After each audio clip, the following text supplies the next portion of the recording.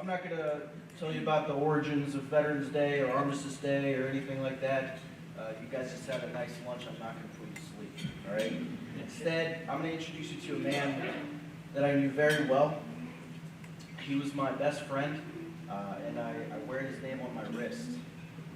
Man, he could light up a room with a smile and make you laugh if you wanted to or not. His name is Justin Tisdale, and he was my team leader. He was a gunner for the Triple Deuce Alpha Company 3rd Platoon Weapons Squad. He was also a loving father, husband, and son. I first met Justin just before a team building activity. You guys know what that is, all those people here. Between squads within our company. Every now and again, a company commander or battalion commander will determine that we need some fun, right? We need to build the team camaraderie. So we met there. He'd just come to the unit, just been assigned to the unit, and he came from Korea.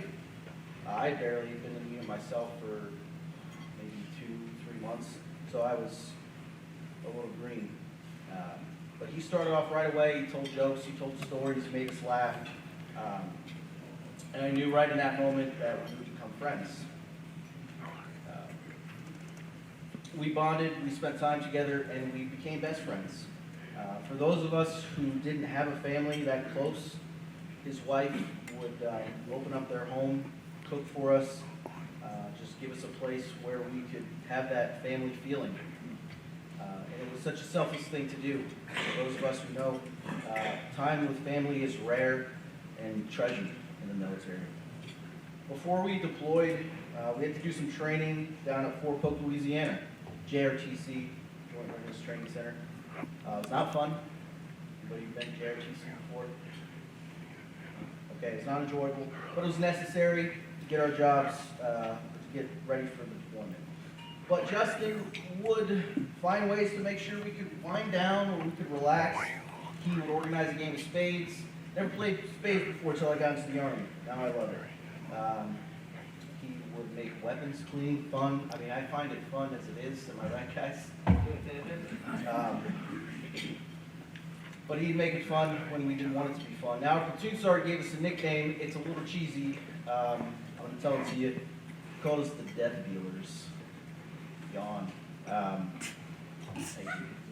And during JRTC each night, he would go through something even cheesier. He would say, we'd all go to bed, we'd all get in our cots, we'd all be ready. He'd say, "Good night, Death Dealers."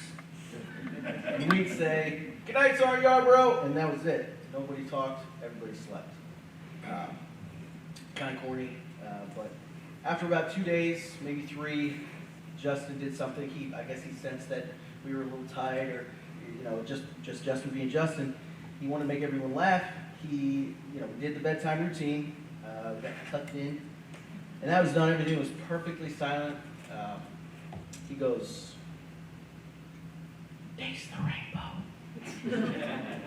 I mean, it makes no sense. It's silly. It's whatever. But it was just what we needed. We all laughed. We all lost it. Sergeant Garber had to do the bedtime thing again. But he had an knack for stuff like that. Loosen everybody up when they needed it.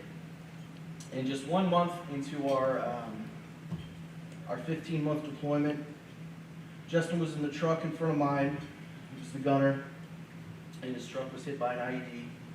The IED was a tire that was packed with HME, homemade explosives, screws, ball bearings, and other various items that were meant to do harm. He took some shrapnel to his neck. We rallied, we got him to a medevac site, and he was flown away. But before he was flown away, he was sitting up being worked on by the medic. I ran over to see how he was doing. He cracked a joke, kind of an inside joke that we developed since we were in country. I had the best DVDs. A lot of people save their money. Not this guy.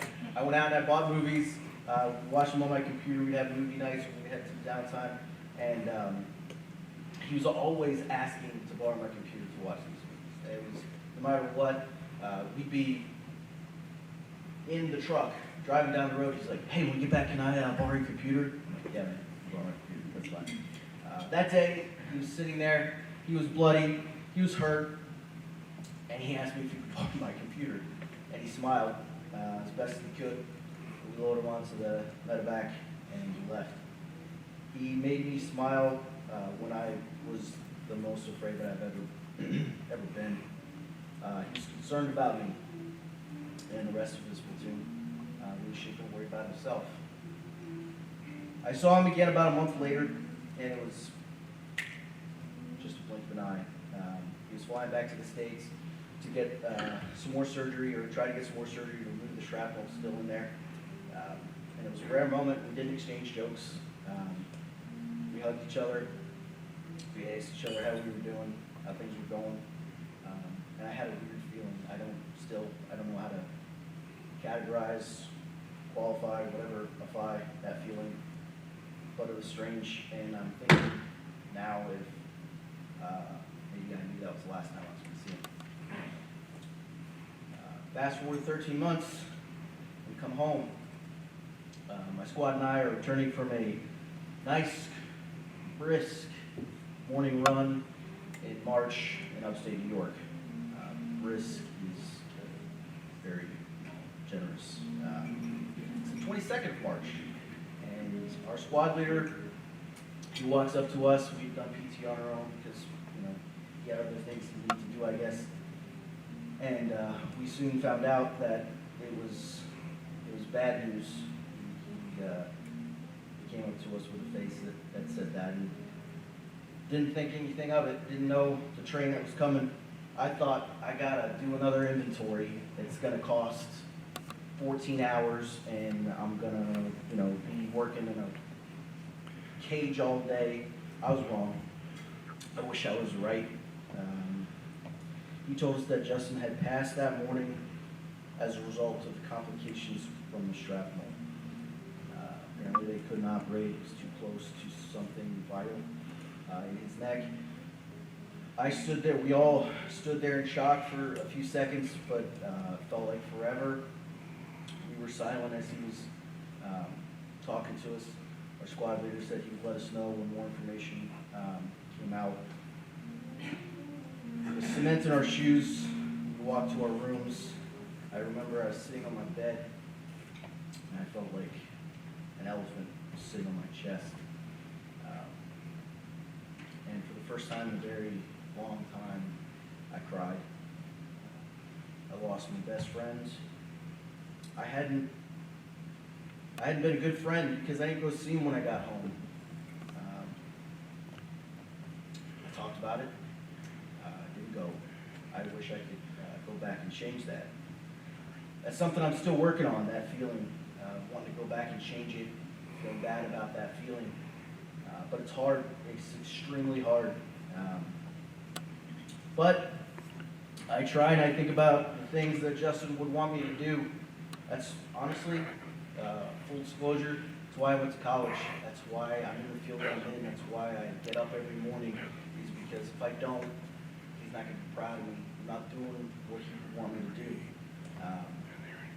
He would want me to carry on his name with positive thoughts and make something of my life that I'm proud of, that my family's proud of, that my friends are proud of, and he would be proud of. I try every day, and I fail every day, but I always try again, because that's what he would want me to do. He never gave up, and eventually he lost his life, gave his life for his country.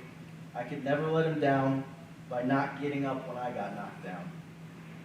To this very moment, I think about Justin and the impact he has on my life.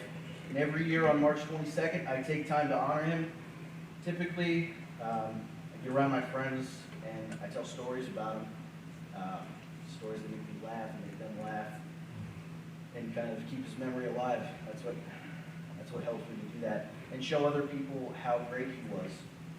Now, I'm telling you this because Justin's not the only guy like this in the world. There are many veterans like Justin. I'm sure there are many of you just like him in this room. They were someone's best friend. They were the light of their kid's eye and the love of their significant other's life. But we don't know who you are. I don't know, Dave, that's you. Maybe one day, right? But I'm telling you about Justin now. Did you know one more story now?